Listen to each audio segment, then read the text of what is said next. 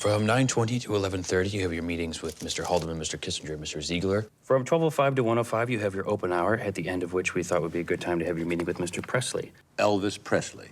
Yes, sir. The entertainer. Oh, I know who Elvis Presley is, yes. Who the set this up? Elvis and Nixon. Completely true story. Elvis Presley was concerned about the protests against the Vietnam War, lack of respect for law enforcement. He was far more conservative than a lot of people might have suspected.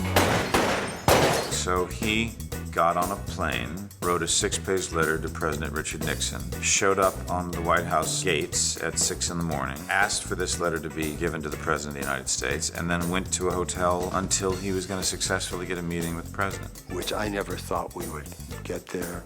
He always did. I didn't want to hurt his feelings. And what he actually wanted was for the President of the United States to make him an undercover federal agent at large.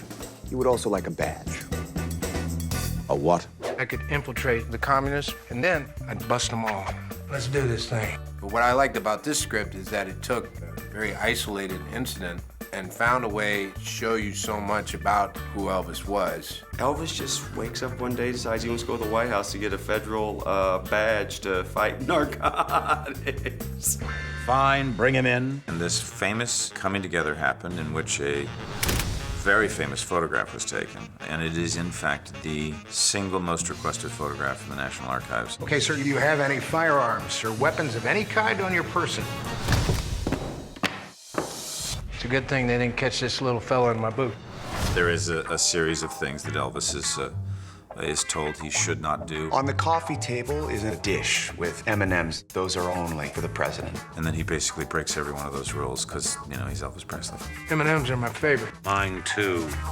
Kevin Spacey is a force. There's no doubt about that. He was an amazing Nixon. The character that Colin plays is one of our advisors, so he was on set. And I'll never forget the day he arrived and literally grabbed his chest because he said it was as if Richard Nixon had walked back in the room. Not to mention Alex Pettifer, who plays me.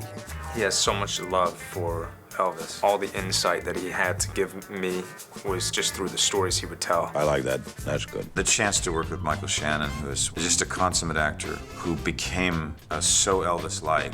I tried to make sure I didn't get too caught up in impersonation and that I devoted as much energy to contemplating what was going on inside of him as I did to trying to seem like him on the outside. He just killed me a couple of times. Don't slap him. Come on, harder. Harder. Let it out. Let it out. Those are the steel claws of a tiger, Mr. President.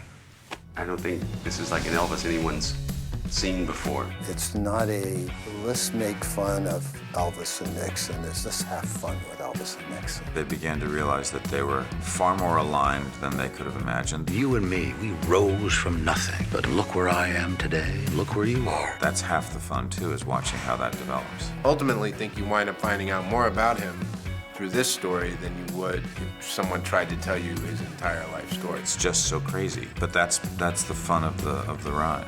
Thank you. Thank you very much.